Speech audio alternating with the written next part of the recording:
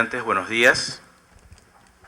Nos encontramos hoy en la segunda jornada del Congreso Internacional Juan Pablo Vizcardo y Guzmán y las Cortes de Cádiz en su bicentenario.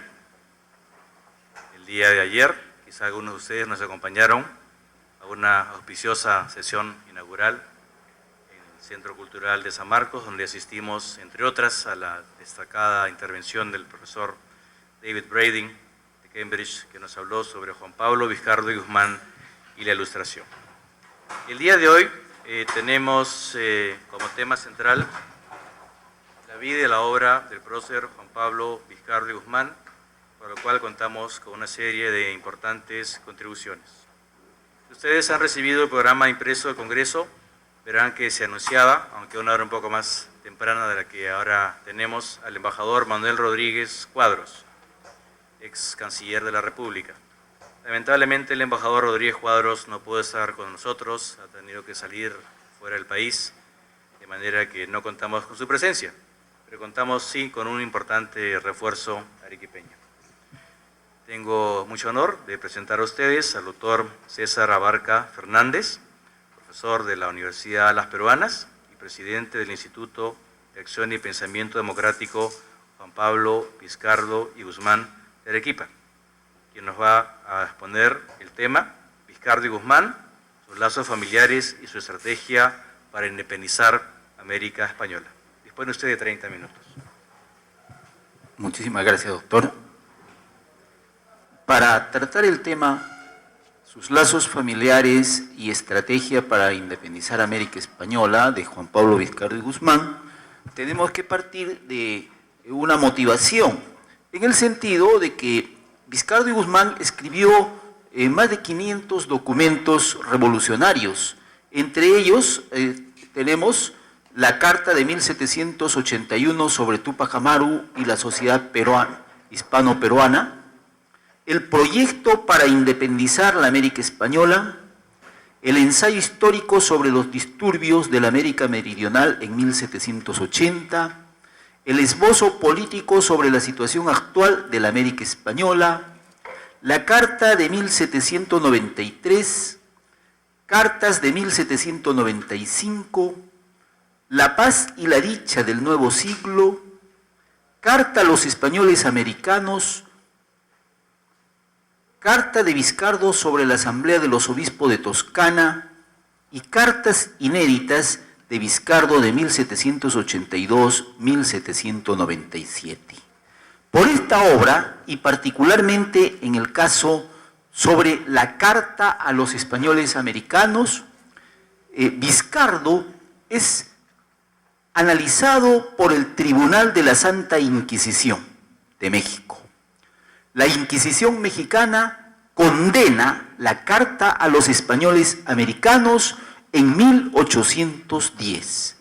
Don José María de Riz y Garnica, secretario de número, certificó que por el señor inquisidor decano se le entrega al secretario el cuadernillo intitulado Carta dirigida a los españoles americanos por uno de sus compatriotas, que se mandó remitir a la calificación. Y la calificación precisamente de la Santa Inquisición precisa, ¿no? Hace todo un análisis de la carta y la condena a la carta, ¿no? Porque después de todo dice, ¿no?, que esta carta tiene todas las características, y el inquisidor fiscal, en vista de la carta o cuaderno impreso de 36 páginas, dirigida a los españoles americanos por uno de sus compatriotas, y de la proclama que comprende con el título Americanos bajo el yugo español, dice que los calificadores a cuya censura pasaron juzgan que debe prohibirse por subversiva del buen orden y tranquilidad pública, porque conspiran a la anarquía, trastornan la religión, son sediciosas, turbulentas, cismáticas, engañadoras y en extremo sanguinarias contra los españoles y contra el Estado y el altar. El fiscal juzga lo mismo y pide que se sirva mandar prohibirlas in totum, que se incluyan en el primer edicto que se publique, que se recojan los ejemplares que se hallaren y se dé cuenta oportunamente a la superioridad.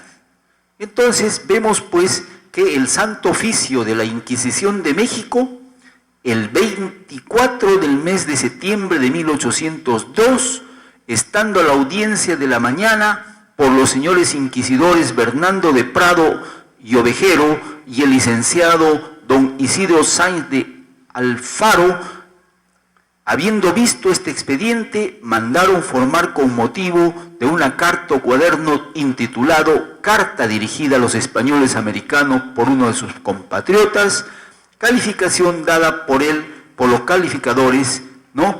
Y decidieron su prohibición en el primer edicto que se publique, dando cuenta y con testimonio. Vemos pues que esta carta a los españoles americanos, en lo mismo considerando de dicha resolución, dice que es mucho más revolucionaria que la que planteó y toda la teoría que tenía Napoleón Bonaparte. Es importante pues seguir continuando con la investigación en este tema sobre Juan Pablo Vizcardo y Guzmán, y de ahí vemos que vamos a analizar sus lazos familiares y su estrategia para independizar la América española. Como bien sabemos, y los estudiantes saben, tenemos que estudiar la bibliografía de Juan Pablo Vizcardo y Guzmán. Nació en la villa de Pampacolca el 26 de junio de 1748. Entonces, Juan Pablo Vizcardo y Guzmán nace en la villa de Pampacolca. Pampacolca está ubicada en ese tiempo en la provincia de Condesuyos, ¿no?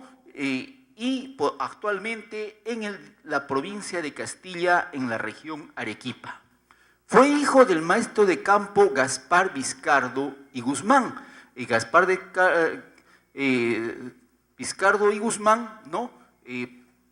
Y Manuela Sea y Andía, y estuvo emparentado con familias de Pampacolca, donde nace, de Viraco, donde tiene sus propiedades, en Castilla, en el Valle de Majes, donde vivió su abuelo, en Condesuyos, donde también tenía su familiar, en Camaná y Arequipa. El 24 de mayo de 1761 entra en el noviciado de la Compañía de Jesús del Cusco. Luego de 2 años de noviciado, el 21 de junio de 1763 hizo sus primeros votos y dio inicio a sus estudios de latinidad, humanidades en el Colegio de la Transfiguración del Cusco. El rey de España, Carlos III, decretó la expulsión de los jesuitas de la América Española. El 7 de septiembre de 1767, don Jerónimo Manrique, del Orden de Santiago, corregidor y justicia mayor de la ciudad del Cusco, dio ejecución a la orden que el día anterior recibió del virrey Amat, por el que se ordenaba el extrañamiento de los jesuitas, y ante la presencia del vicerrector, padre Antonio Bernal, y en medio de expectación general, fue leída la pragmática sanción por la cual su majestad el rey de España desterraba a los jesuitas de todos los dominios de España por razones que él solo se reservaba. Se les prometió que si solicitaban su secularización regresarían a América Española. No obstante que presentaron sus papeles, grande fue su sorpresa al enterarse que el expediente se había extraviado. Luego les manifestaron que dicha solicitud la presentarán ante el general de la Compañía de Jesús para posteriormente indicarle que la misma debía ser presentada al Papa. A pesar de que el Papa les concedió la secularización, no pudieron regresar a América por oposición de la corona española. El 30 de junio de 1782, los hermanos Vizcardo y Guzmán de Florencia parten a Inglaterra, todo dentro de la actividad revolucionaria, para lo cual adoptan los nombres de Paulo Rossi para Juan Pablo y Antonio Valesi para Joseph Anselmo. Lugar donde será el centro revolucionario de los hermanos Vizcardo y Guzmán. En Londres se entrevistaron con personalidades del gobierno, como el barón Gant, entre otros. El 2 de octubre de 1785, en Mazacarrá, falleció su hermano Joseph Anselmo, Esto lo obliga a Juan Pablo a hacer nuevas gestiones para regresar a la América española. Así, el 10 de febrero de 1789 solicita al monarca español licencia para regresar al Perú con una sobrina suya, indicándole que si se le concedía la gracia presentaría 2 proyectos de importancia para la monarquía española antes de salir de Italia. El 17 de julio de 1789, el director general de Temporalidades escribía a don Antonio Porrier en la que le comunicaba la petición de algunos jesuitas, entre ellos Juan Pablo, Mariano Vizcardo y Guzmán, que manifestaran el deseo de volver al Perú, petición que no fue atendida. Tanto la Revolución Francesa como la sublevación de Túpac Amaru y la independencia de Estados Unidos influyeron fuertemente en la formación de Vizcardo. Como hemos dicho, él escribió todo un ensayo sobre la revolución de Túpac Amaru. Además escribió La dicha y la paz, etc. Quien era un conocedor de la realidad latinoamericana, ya que conocía Pampacolca, Viraco, Condesuyos, Cusco, Moquegua, Lima, etc. Como también estuvo en la metrópoli España y Europa, todo lo cual sería la base suficiente para elaborar su incendiaria carta a los españoles americanos. En Europa, efectúa una profunda y proficua actividad revolucionaria a favor de conseguir la independencia de América Española. En 1781, cuando contaba con 33 años, inicia contactos en Liorna con el cónsul inglés John Undy, a quien le plantea formalmente la necesidad del apoyo inglés a la causa libertaria. Es así como, 10 años antes de la Carta a los Españoles Americanos, el 23 y 30 de septiembre de 1781, Juan Pablo escribe 2 cartas en las que por primera vez, antes que cualquier otro americano lo hubiese efectuado, el prócer de la independencia plantea la separación de las colonias americanas basado en la sublevación de Túpac Amaru. Su obra. En su obra, como hemos dicho al principio, procedió a escribir una serie de documentos, ¿no? Redactó más de 500 escritos, aparte de la Carta a los Españoles Americanos, ¿no? Que tiene como el levantamiento de Santa Fe de Bogotá, la Carta de John Undy, cónsul inglés en Liorna, fechado el 23 de septiembre de 1781 y 30 de septiembre de 1781, en la que solicita ayuda al gobierno inglés para el éxito de la revolución de Túpac Amaru. Solicitud de Juan Pablo pidiendo se le permita pasar a la América el nuevo reino de Granada. También escribe notas sobre América Española, noticias acerca del dinero o especies de oro y plata efectiva que habían venido de las Indias, vista política de la América Española. Como señalan los historiadores, la obra de Vizcardo y Guzmán es muy grandiosa, la misma que fue entregada a Ruskin, embajador de los Estados Unidos en Inglaterra en 1798, consistentes en todos sus papeles, libros y dinero. Acá tenemos que señalar que sobre este argumento, el doctor Salvador Rodríguez Amezquita, en su libro que redacta sobre Juan Pablo Vizcardo y Guzmán, dice, ¿no?, que él recibía el dinero y tenía muchas propiedades y vivía bien, pero hemos investigado que vivía en extrema pobreza él y su hermano Joseph Anselmo. Ello debido a la perfidia del gabinete inglés que no acogió a cabalidad sus planteamientos y menos los puso en práctica para obtener la independencia de la América Española.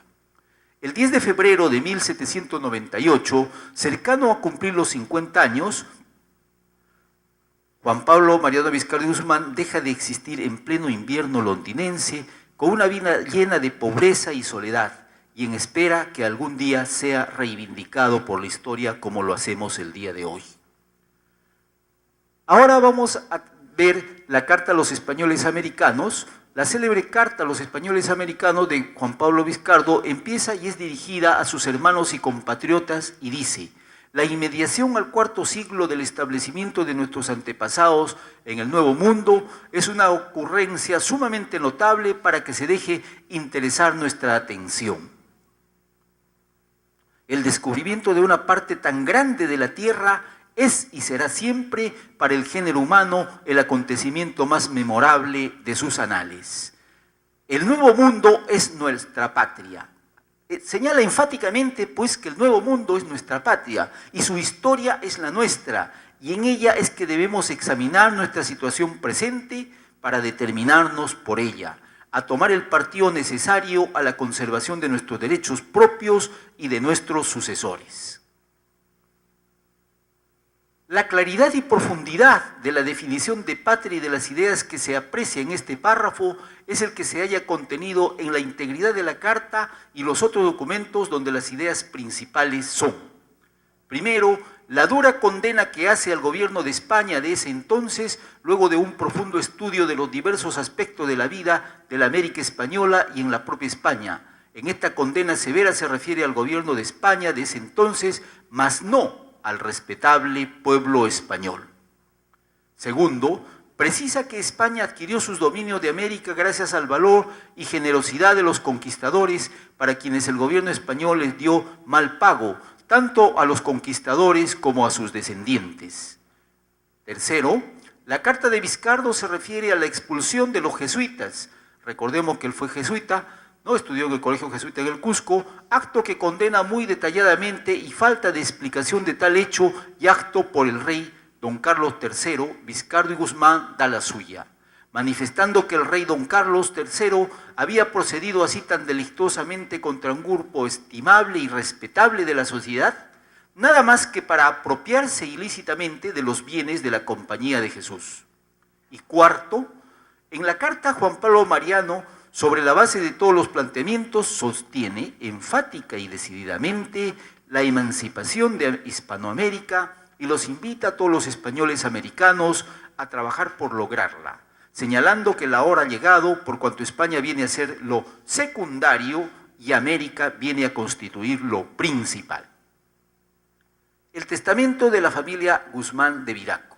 El aporte que hacemos es que hay muchos documentos que existen en las parroquias, muchos documentos que existen y que tienen las personalidades de estos pueblos, pero que lamentablemente por el transcurso del tiempo se están perdiendo. No existe un dispositivo legal que diga que estos documentos deben entrar a una determinada institución para que sean analizados por los alumnos, por ejemplo, de historia. Y se pierden los libros de las parroquias, se pierden estos documentos como el testamento de la familia Guzmán de Viraco.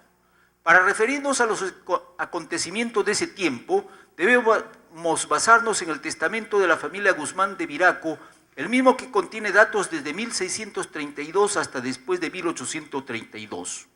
Dicho documento es inédito y consta de 4 cuadernillos de 60 hojas cada uno, encontrándose actualmente en poder de don Edgar Guzmán.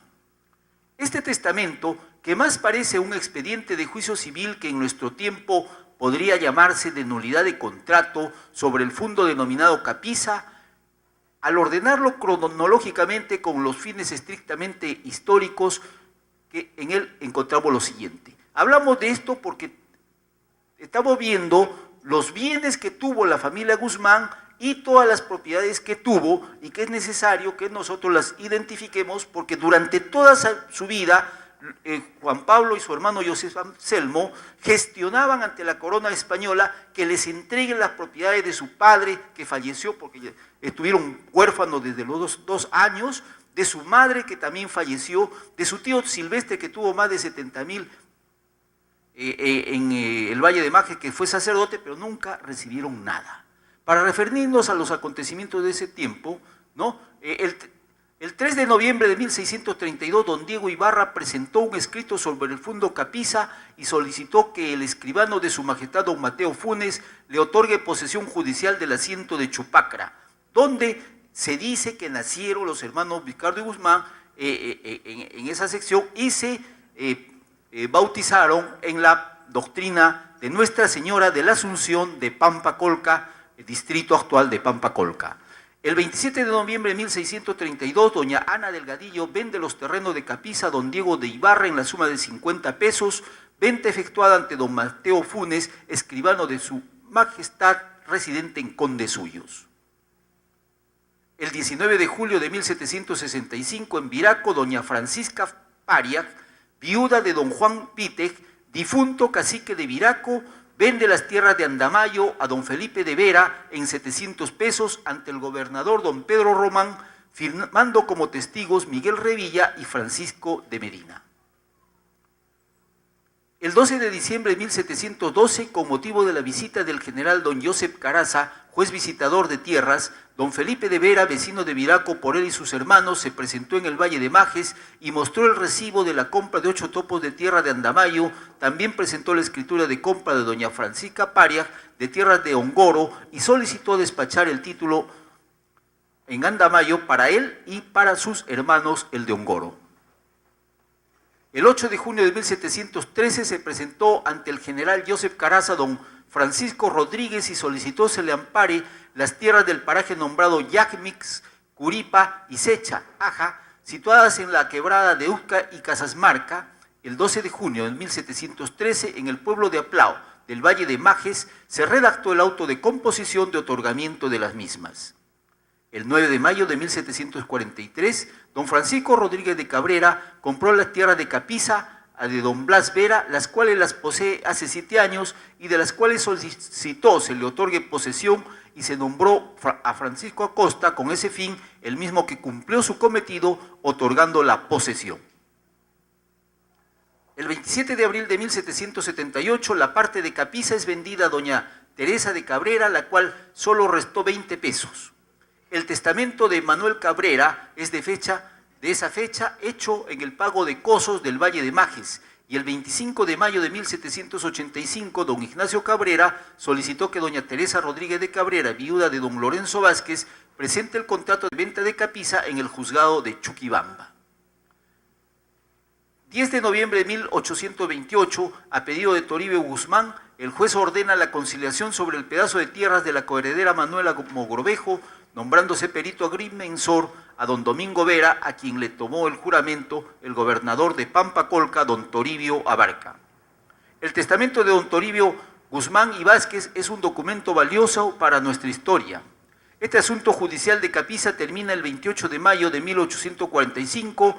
Doña Teresa Lorenza Torres y don Ramón Guevara venden la hacienda a don Juan de Mata Guzmán, vecino de Viraco, por el valor de 4 pesos. En vista de que el documento a la fecha se halla inédito en su integridad, ya que solo ha sido publicado en forma fraccionada, procedemos a efectuar un resumen basado en el documento original. El 19 de julio, como hemos dicho, de 1675, en el pueblo de Viraco, doña Francisca Pariag, viuda de Juan Pítec, difunto cacique de Viraco, vende a Felipe Vera, vecino también de Viraco, las tierras que adquirió al deceso de su esposo en el paraje de Andamayo.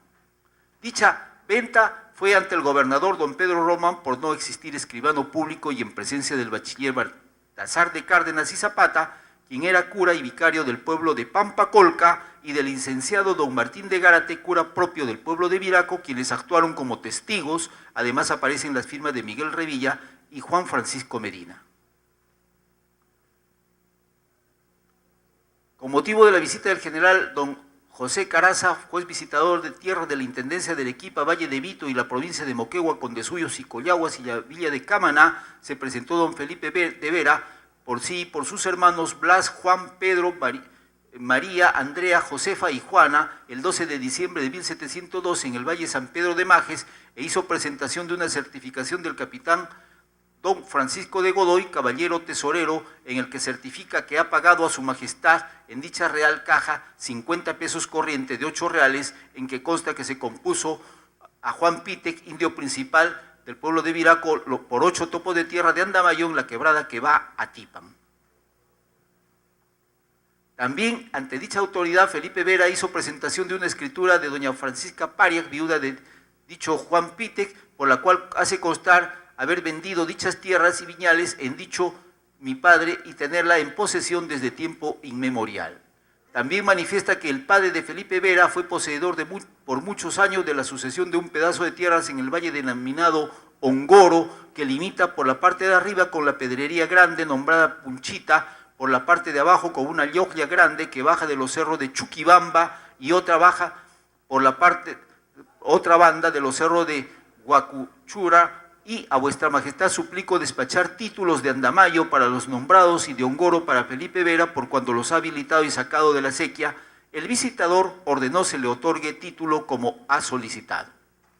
El 27 de noviembre de 1632, doña Ana Delgadillo vende los terrenos de Capiza a don Diego de Ibarra en la suma de 500 pesos, venta efectuada ante Mateo Funes, escribano de su majestad, residente en la provincia de Condesuyos y firmado por Juan de Amezquita, a ruego de Ana Delgadillo, siendo testigos Juan de Torres de la Cámara, Sebastián Rodríguez de los Ríos y Juan Martín Catalanga, religiosos de la Orden de San Francisco. El 3 de noviembre de 1632, en el asiento de Chupacra, don Diego Ibarra presentó la escritura de venta de las tierras de Capiza y pidió se le otorgue posesión judicial ante Mateo Funes, escribano de su majestad. El 8 de junio de 1713 se presentó ante el general José Caraza don Francisco Rodríguez de Cabrera, en el mismo que reconoció que el paraje nombrado Yajmis Curipa y Secha Aja, tierras seriazas y ralengas de la quebrada de Uzcay, Casasmarca, y solicitó se le ampare ellas, comprometiéndose a servirla a su majestad con 12 pesos de contado, además se le otorgue título de las tierras nombradas. El juez visitador cita al capitán Bernardo Guzmán, defensor de los naturales. Entonces entramos a la parte central de todo lo que estoy desarrollando. ¿Quién fue Bernardo Guzmán, defensor de los naturales? Bernardo Guzmán fue Bernardo Vizcardo y Guzmán fue el abuelo de Juan Pablo Vizcardo y Guzmán, ¿no? Y a la sazón, además de ser abuelo de Juan Pablo Vizcardo y Guzmán, tenía un título importantísimo en ese entonces que se llama Defensor de los Naturales. Por esa razón es importante este documento, ¿no? Que como digo, se están perdiendo todos estos documentos y que nadie, absolutamente nadie, los recupera. Y a don Salvador Pumacayo, cacique principal y gobernador de dicho pueblo, para que emitan su informe. Entonces, acá vamos a tener el primer documento importantísimo de la familia Vizcardo y Guzmán, elaborado por Bernardo Vizcardo, que consiste en un informe sobre su cargo que tiene de defensor de naturales relativo a la tierra materia de litigio, manifestando que no había perjuicio en el común de los naturales por estar eriazos e informando al gobernador. En vista del informe emitido el 8 de junio de 1713, el 12 de junio en el pueblo de Aplao se redactó el auto de composición, actuando judicialmente a falta de escribano con los siguientes testigos: Francisco de Cabrera y testigo Francisco Beltrán, Francisco Vázquez de la Rocha, Francisco Cervantes, Salvador Pumacayo. Y termino la exposición, porque el término se me ha vencido, de acuerdo a lo que me ha indicado, con la indicación de Bernardo Vizcardo y Guzmán. Tenemos la firma de Bernardo Vizcardo y Guzmán, abuelo de Juan Pablo Vizcardo y Guzmán, único documento importante que tenemos. Muchísimas gracias. Ya, entonces continuamos. El 9 de mayo de 1743, don Francisco Rodríguez de Cabrera se presenta ante vuestra majestad y manifiesta la compra de don Blas de Vera de las tierras nombradas Capiza, de las cuales la poseía 7 años atrás, y solicitaba se le ponga a disposición nombradas Quichana y Chingaaja, pasando a la banda del río de dicho pueblo desde la quebrada de Manasiquín hasta la toma de Andamayo, de 5 leguas aproximadamente, tierras eriazas actualmente que estaban trabajando a la fuerza de barrenos con la esperanza de darle agua, además de tierras nombradas Paco, tierras que también estaban habilitadas, de todo lo cual solicita vuestra majestad le otorgue posesión. La providencia recayó en el sentido que se le otorgue la posesión que solicitaba, nombrándose a don Francisco Acosta para ello, y quien lo hizo el 23 de marzo de 1743. En el testamento de don Francisco Rodríguez de Cabrera, quien fuera hijo de don Pedro Rodríguez de Cabrera y de Andrea Delgadillo, declara que, entre otras, que le debe al licenciado don Silvestre Vizcardo 300 pesos y sus réditos y manda se le pague.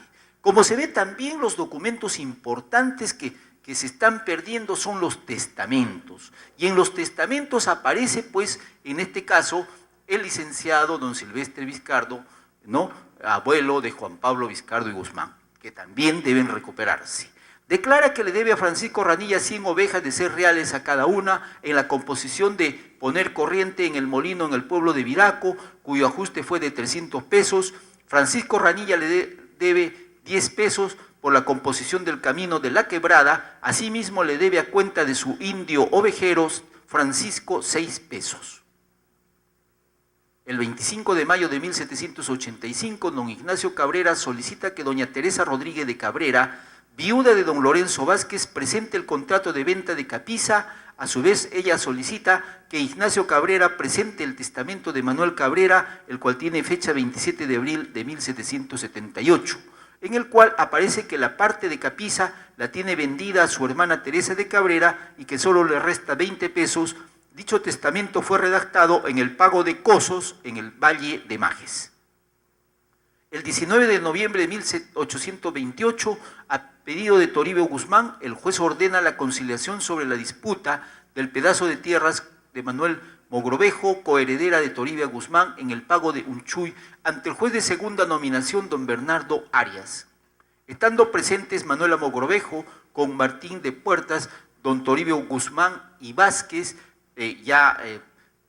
estos vienen a ser familiares de Vizcardo y Guzmán, con el diácono Juan Bautista Gómez, nombraron perito agrimensor a don Domingo Vera y Portocarrero, el cual fue nombrado por el gobernador de Pampacolca, don Toribio Abarca, perito que deslindó a los troncales de don Matías Vázquez y de doña Lorenza Vázquez en la hacienda Unchuy, a pedido de don Toribio Guzmán.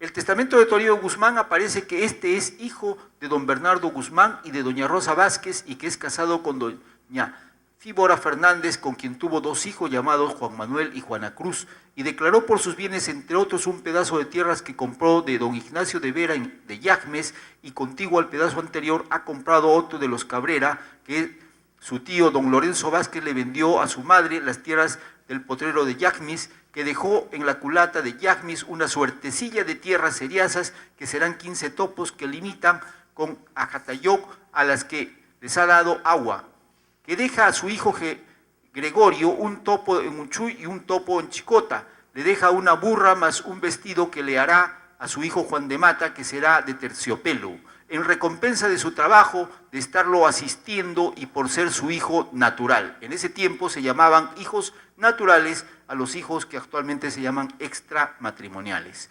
A su cuñado Hipólito Cárdenas, en pago del diezmo menudo, en cantidad de 20 pesos, dejó por su albacea a su hijo Juan de Mata Insolo. El 28 de mayo de 1845, ante el juez de paz don Andrés Rosas, comparecieron doña Lorenza Torres y don Román Guevara, manifestando que han decidido vender cada uno su acción de la hacienda de Capiza a don Juan de Mata Guzmán, vecino de Viraco, manifestando que se hace parte el gobernador del distrito para el pago de derechos de alcabala por ser la venta entre partes coherederas, manifestando que dicho fundo tiene los linderos siguientes: por la cabecera con la toma de dicha hacienda de Capiza, por el costado izquierdo cerro, por el pie con una quebrada morada del puente seco. Presente el comprador Juan de Mata Guzmán dijo que acepten todas sus partes y que recibe compradas las tierras de Capiza por 4 pesos, precio por el cual ambas partes están conformes, y firman con el testigo José Odicio.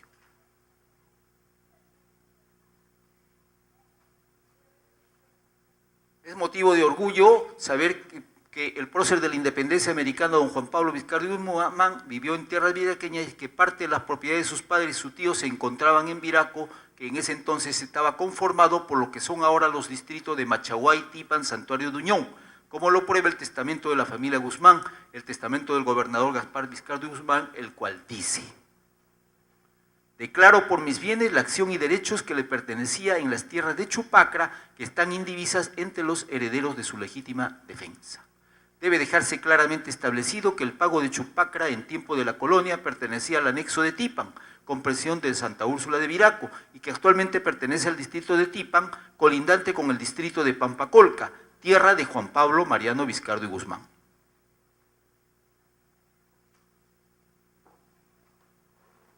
La ligación con el prócer de la independencia en cuanto a ideales libertarios, y en particular con Juan Pablo, se efectúa en los años más importantes de su vida revolucionaria, en la lucha por la independencia, emancipación y liberación del Perú del yugo español. Juan Pablo dedica largos momentos de su vida a buscar formas de conectarse con sus compatriotas, así como ver la forma de mantenerse económicamente en Europa y lograr la recepción de su herencia. Es así como Juan Pablo realiza directamente y por intermedio de la corona española una serie de gestiones para recuperar el dinero y la cuantiosa herencia que fue dejada a la muerte de su tío Gaspar Vizcardo y Guzmán, cura de Majes, en el año de 1750. A su muerte, nombró como albacea, en primer lugar, al licenciado don Silvestre Vizcardo, quien fuera cura de la doctrina de Santa Úrsula de Viraco desde el 6 de mayo de 1745. Juan Pablo y su hermano también solicitaron la herencia de su padre, luego la de su madre, que también había fallecido. En Génova, el 28 de mayo de 1748, Juan Pablo y su hermano solicitan se les adjudique sus bienes, tanto patrimoniales como los que dejó su tío, el licenciado Silvestre Vizcardo, que falleció el 2 de septiembre de 1776. Por ello, pidieron se designe al deán Pedro de Santa María su defensa en Arequipa, para el recobro y arreglo de sus patrimonios y herencias. El deán de Santa María, en agosto de 1788, transfiere legalmente el poder a don Ambrosio Díaz, cura de la doctrina de Santa Úrsula de Viraco, ya que allí se encontraban sus propiedades e incluso ahí vivían algunas de sus hermanas. Finalmente, Juan Pablo Vizcardo acompaña una información en la que sirve de fundamento a su exposición, donde señala que su madre, doña Manuela de Sea y Andía, natural de Arequipa, había dejado una copiosa herencia y que el albacea, el sacerdote don Ignacio Corso, no había dado cuenta alguna, más aún no le participó del fallecimiento de su madre. En la Carta a los Españoles Americanos de Juan Pablo Vizcardo y Guzmán, libro editado por el reverendo padre Rubén Vargas Ugarte, nos dice que fue el cura de la doctrina de Viraco, don Ambrosio Díaz, que en agosto de 1788, quien pudo hacer que rindan cuenta a las hermanas de Juan Pablo, fue en el informe y dio cuenta a uno de los pedidos de los hermanos Vizcardo y Guzmán que estaban en Europa. Esta afirmación ha sido confirmada por la mayoría de autores, lo cual da fundamento a nuestro planteamiento. También debe indicarse que María, hermana de Juan Pablo Vizcardo, quien fuera bautizada el 9 de febrero de 1721, tuvo como padrino al licenciado Jerónimo de Luna, cura y vicario de Viraco. Ello también demuestra la íntima vinculación de la familia Pampacolquina, Vizcardo y Guzmán con la villa de Viraco. Muchas gracias.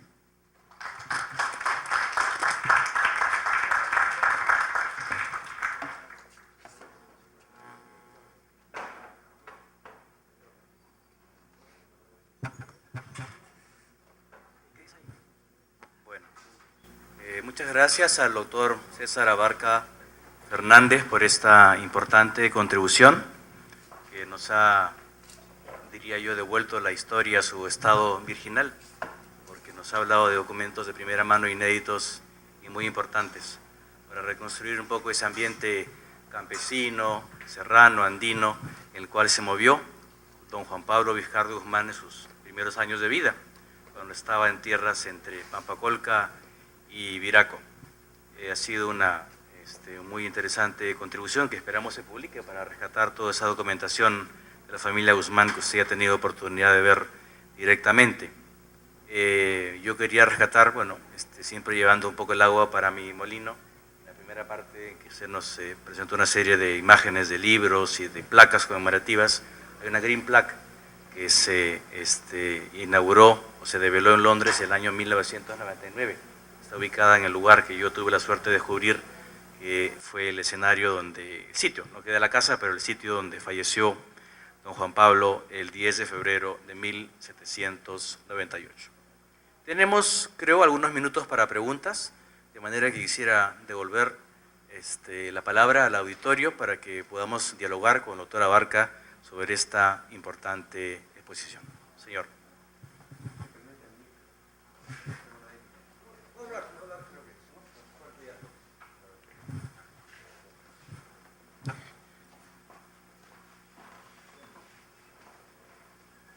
Profesor Abarca, quiero preguntarle dos cosas.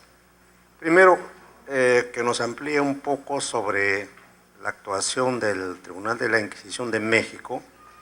Si este tribunal inició la causa a Vizcardo a petición de parte o lo hizo de oficio, y por qué se abocó este tribunal a ver el caso de Guzmán. cuando lo natural hubiera sido quizás que esto se vea en Lima. Es la primera curiosidad. La segunda tiene que ver con algunos precios que usted mencionó en su exposición. Anoté lo siguiente que me llamó la atención, ¿no?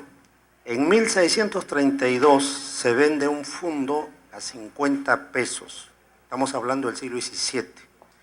¿Estos pesos a qué pesos se referirán? No se ha puesto a investigar, teniendo en cuenta que en el siglo XVII hay como media docena de pesos. Y tiene que un poco aclararse. Hay otro dato. Se vende una hacienda por 4 pesos, que me parece muy ínfimo. ¿No habrá habido un error aquí? Solo esas cosas. Gracias.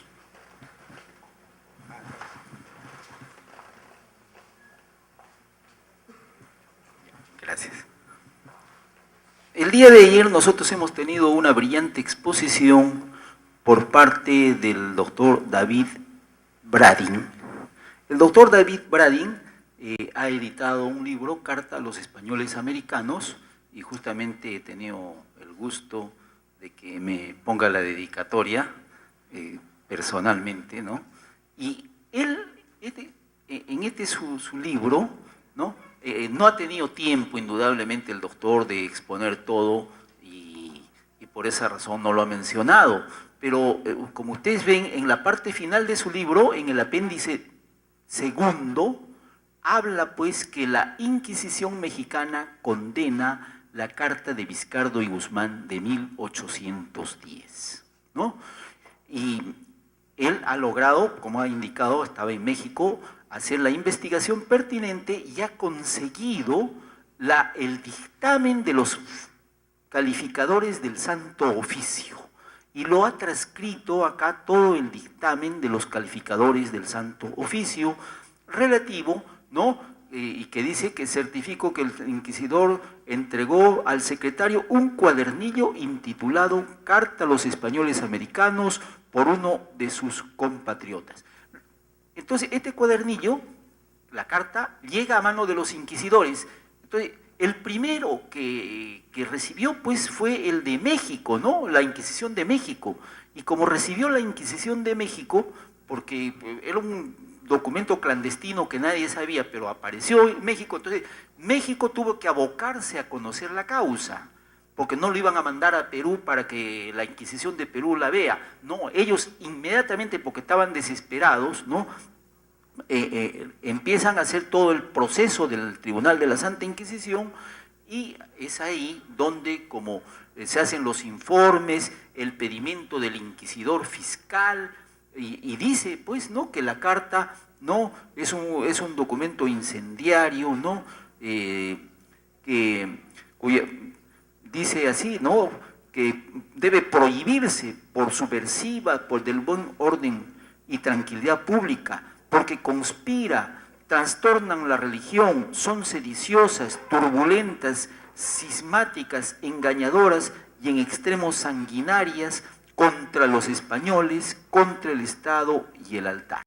Entonces, es el Tribunal de la Santa Inquisición de México el que resuelve, el auto, da la resolución y dice, ¿no?, que la carta se prohíbe, ¿no?, la publicación, y habiendo visto este expediente, mandaron formar motivo de una carta o cuaderno titulada, calificándola, dada por él, por los calificadores, ¿no? Dijeron, se inserte su prohibición en el primer edicto. O sea, inmediatamente es conocido, en el primer edicto que salga, se inserta su prohibición de ser publicada. Porque en la parte considerativa, que ustedes, los estudiantes, van a leer, porque el libro está en la biblioteca, ¿no?, señala que esta estrategia de Vizcardo es tan fuerte para ellos, más poderosa que la de Napoleón Bonaparte, que Napoleón invadió todo, pero con la carta de Vizcardo es mucho más peligrosa y por eso tiene que suceder tal cosa. Y en segundo lugar, en cuanto a los precios de los pesos, etcétera, 1632, es lo que les manifiesto. Lamentablemente, en todos estos pueblos alejados del Perú, se mete mucha mano a los documentos que acá nosotros consideramos que son públicos.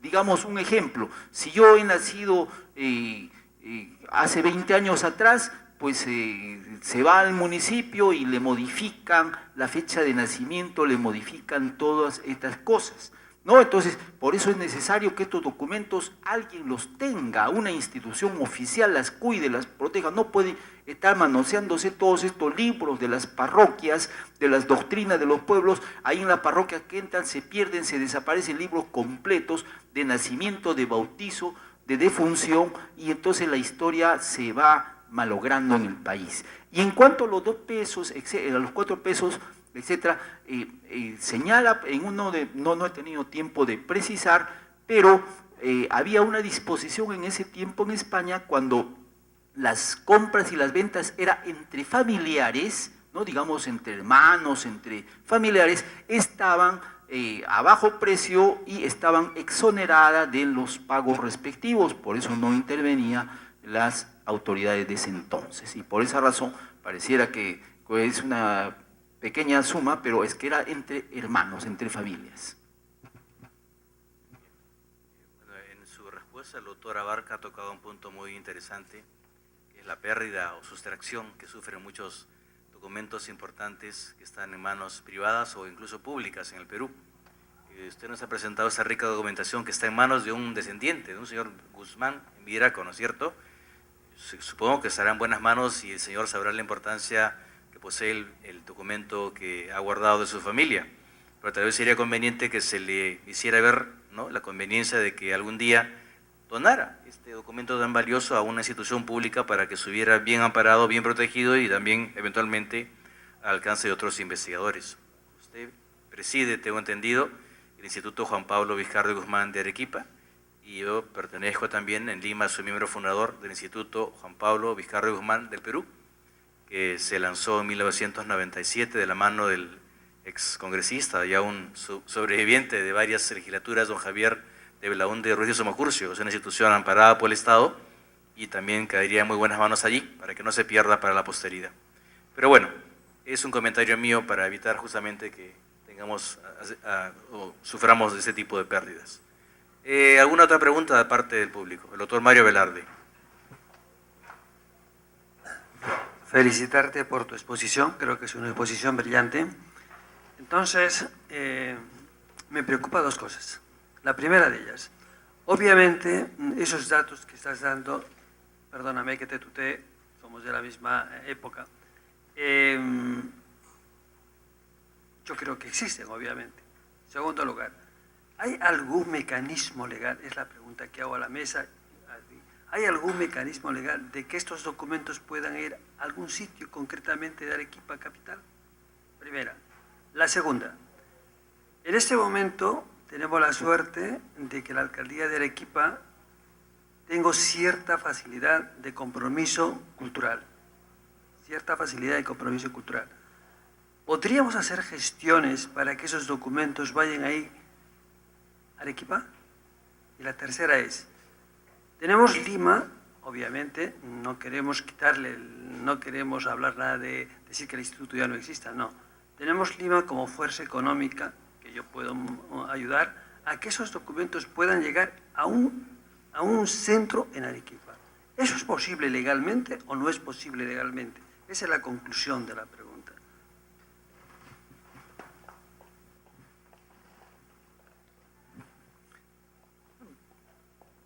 Bueno, yo soy abogado y he estudiado maestría, he estudiado doctorado, ahora estoy estudiando postdoctorado en ciencias, y como la pregunta es, ¿existe un mecanismo legal? Lamentablemente en el Perú no existe un mecanismo legal. El doctor Ampe muy bien ha utilizado la palabra que estos particulares lo donen, pero la donación no es ninguna obligación, ¿no? Si voluntariamente desean, pero no desean, pues el testamento de la familia Guzmán ha sido publicado en el libro del doctor Salvador Rodríguez Amezquita de Pampacolca, ¿no? Monografía de la villa de Pampacolca, cuna del precursor Juan Pablo Vizcardo y Guzmán. Él ha sacado algunos extractos y lo ha publicado. Yo también en otro libro que me pidió el doctor que le proporcione, ¿no?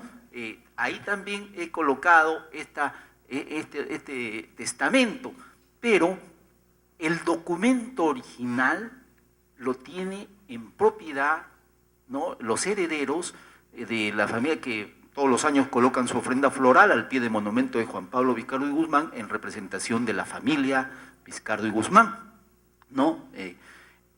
Lo que se tendría que hacer es, en este Congreso, como una de las conclusiones, solicitar pues que el Congreso de la República, ¿no?, dé una ley en el sentido que todos estos documentos, ejemplo, cuando hemos ido a investigar los libros de la parroquia de Pampacolca, ¿no?, del archivo de la parroquia, de los libros de bautismo, matrimonio, de funciones, etcétera, etcétera, están totalmente desordenados, y en todas las parroquias, en todos los distritos del Perú, no solamente en este caso. Entonces tiene que darse un dispositivo legal que señale que los libros parroquiales con más de 20 años de antigüedad pasen al archivo departamental, por ejemplo, o en este caso, como tú sugieres,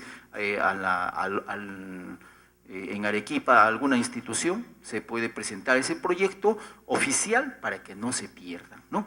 Porque lamentablemente se están perdiendo, y entonces el tema que usted, doctor, me ha encomendado, es un poco difícil encontrar todos los lazos porque ya no hay, los libros están desapareciendo. En esos pueblos, esos libros los utilizan para fines totalmente...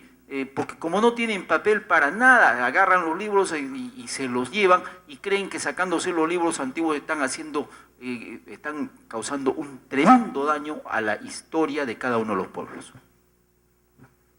Yo creo que se están planteando aquí temas muy importantes ya de cara a unas mociones de clausura, en fin, resoluciones del evento.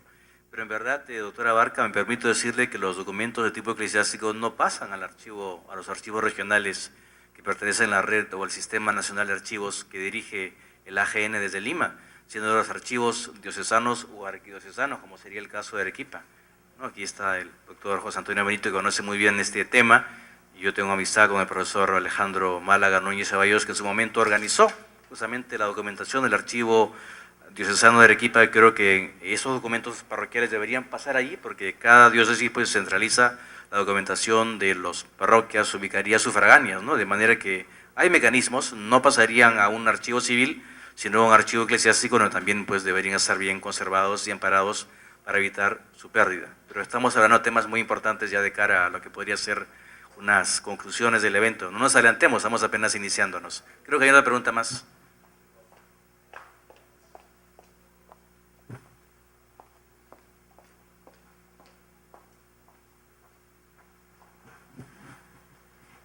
Doctora Barca, mis felicitaciones, aunque me ha dejado más confundida que en lo que vine anteriormente, porque nos ha presentado tantos datos que realmente hacen que uno comience a reflexionar sobre la historia misma de la propia Arequipa, de Pampacolca, de Juan Pablo Vizcardo y Guzmán, etcétera, etcétera, etcétera, de la relación que tiene esta carta a los españoles y también de la relación que guarda con la independencia de los Estados Unidos y la relación que guarda con la rebelión de Tupac Amaru y la relación que guarda con la Revolución Francesa. Hay tanto de historia que realmente para nosotros resulta bastante difícil de comprenderla. Sin embargo, yo quisiera pedirle a usted, de repente podemos sacar una de las conclusiones de este evento, el hecho de que a la familia, a la gente, a toda aquella ciudad de Pampacolca pudiéramos llevar este evento para que comprendan cuán importante es la historia y la memoria de Juan Pablo Vizcardo y Guzmán y la influencia que tuvo en nuestra independencia. Entonces, para mí, por ejemplo, me resulta muy difícil pensar que estamos tratando de este tema en Lima, más no lo hacemos en el lugar mismo donde acontecieron los hechos, para concientizar a la familia que esos documentos resultan siendo la historia de la patria, la historia de América, la libertad y la independencia. Cuán importante sería que nosotros pudiéramos organizar un evento en el mismo Pampacolca para que la gente, o sea, los que tienen los documentos, pudieran no donarlos, sino conservarlos de repente bajo la arquidiócesis, qué sé yo, o también podría ser en un museo, o podría ser en una universidad, y estos documentos constituyan la propia historia de Arequipa, ¿no? Muchas gracias.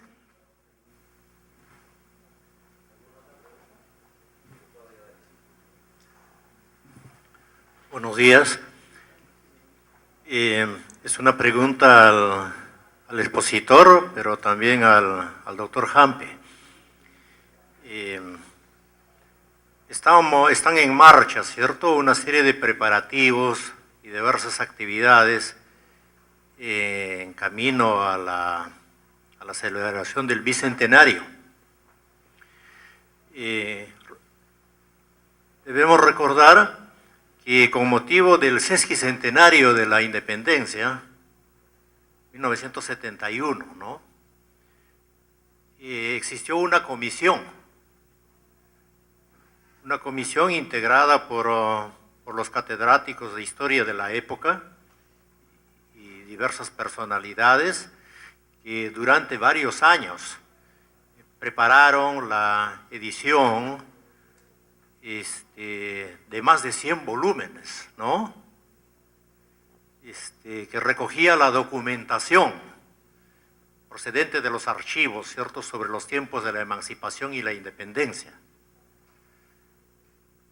Al parecer, el doctor Hampe debe estar bien informado. Esos documentos recogidos en esa inmensa cantidad de volúmenes seguramente han servido para diversas investigaciones, ¿no? Deben haber publicaciones muy importantes basadas en esa documentación en los últimos 40 años. Le he pedido al doctor Abarca que me permita responder, porque casi me da en la yema del gusto. Es un tema que yo estoy persiguiendo mucho en los últimos tiempos. No voy a alargarme demasiado, les confieso que me he armado mi propio tour bicentenario. En los últimos 2 años he acompañado o he asistido a las celebraciones que países vecinos como Ecuador, Bolivia, Chile, Argentina, México, Venezuela han tenido celebrando sus respectivos bicentenarios, un poco para ver qué está pasando afuera y cómo podríamos replicarlo o hacerlo mejor cuando nos toque en el Perú.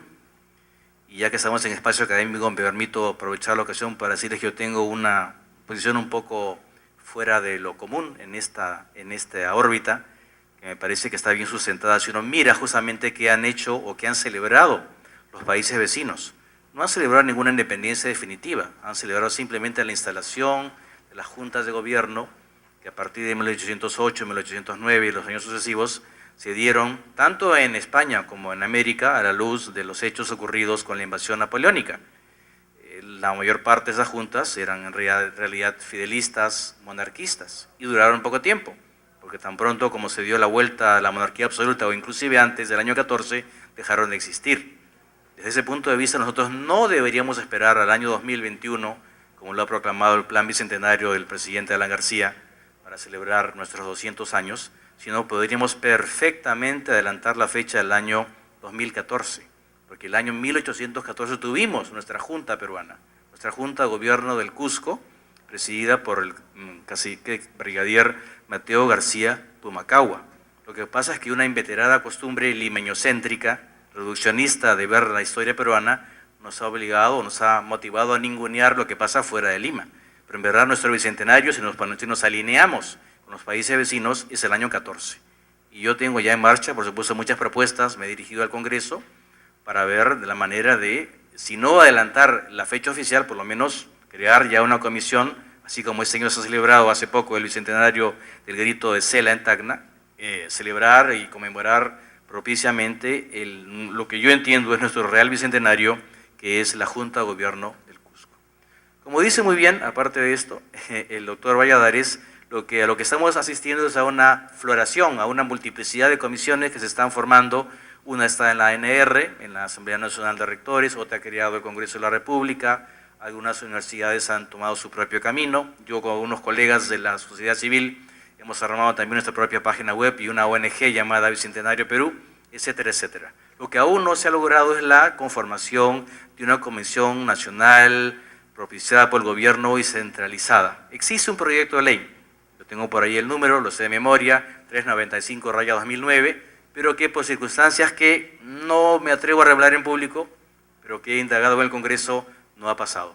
Esperamos que en la próxima legislatura, que muy pronto se inicia, tengamos la posibilidad de crear ya el espacio oficial necesario para poder coordinar todas esas acciones, y ahí, en ese marco, creo que sería muy importante poder llevar a cabo una obra que quede como, ¿no?, constancia firme, como lo fue la CDIP del Centenario, para que también en nuestro Bicentenario sea un aporte importante intelectual.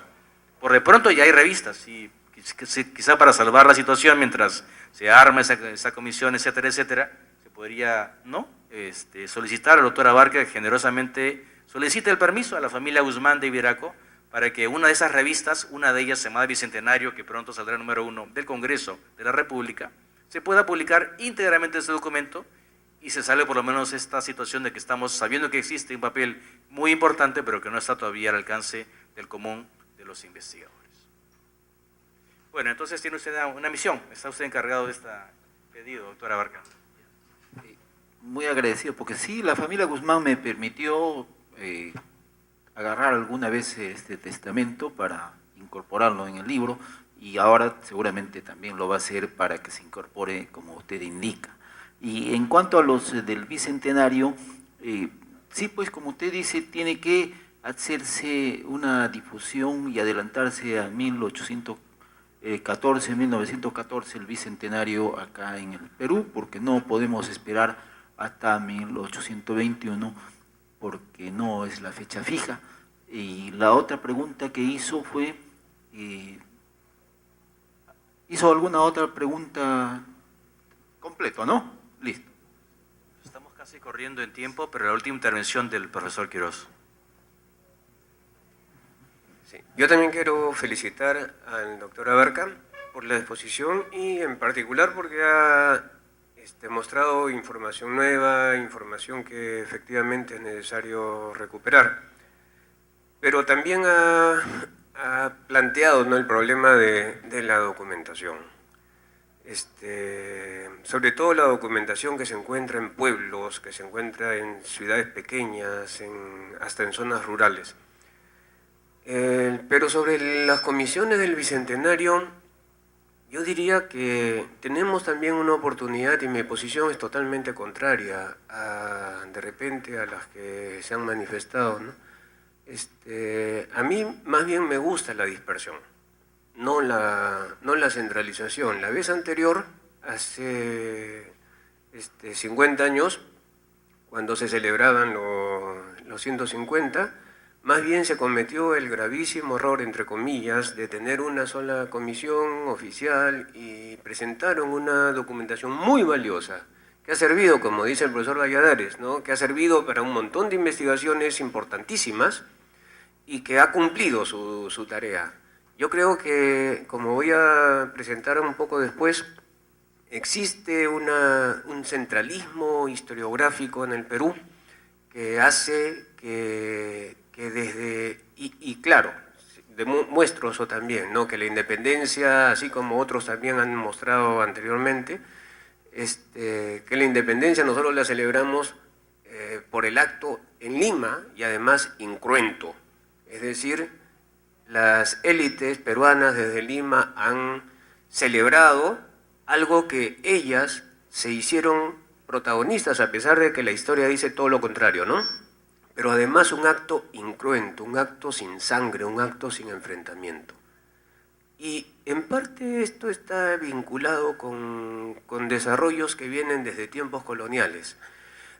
Pero precisamente una de las cosas, y quiero terminar con esto porque estamos ya a tiempo, a mí me parece que más bien tenemos la gran oportunidad de favorecer esta dispersión, de que las regiones del Perú tengan sus propias comisiones que incidan en la actuación de sus localidades en esta gesta, y que no nos quedemos solamente en la visión que desde Lima se ha tenido acerca de la independencia, que a todas luces es bastante controversial. Bueno, esto no quiere decir que el Congreso, el gobierno, no tengan sus propias comisiones, sino más bien quiere decir que esas comisiones oficiales y nacionales, digamos, no impidan que haya otros esfuerzos que puedan, digamos, resaltar la parte local, la participación, porque yo creo que la nación peruana precisamente ha sufrido, puesto que se rige por una visión demasiado limeñocentrista en cuanto a la historia que se ha querido presentar como un pasado común para todos los peruanos y que no necesariamente todos los peruanos la aceptan. Muchas gracias.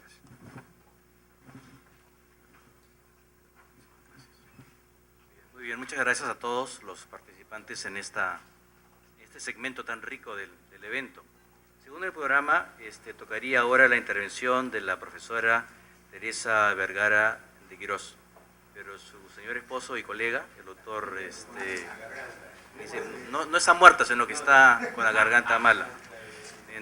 Supongo que le podremos ubicar un nuevo lugar dentro de las siguientes jornadas del evento para que la profesora Vergara pueda presentarnos su interesante ponencia, seguramente titulada Los indios en los escritos de Juan Pablo Vizcarra y Guzmán. Tenemos, sin embargo, todavía dos ponencias más en lo que queda de esta mañana, una a cargo del señor Ángel Sandoval Sánchez, que nos va a presentar un resumen de su ensayo ganador del concurso, titulado Trascendencia del pensamiento de Vizcarra y Guzmán, aunque parece que no sabemos si viene ahora. Lo que sí es seguro es la presencia y la intervención del doctor Francisco Quirós. Pero todo eso después de un coffee break, así que les animo a tomar un receso de 15 minutos a las afueras del auditorio.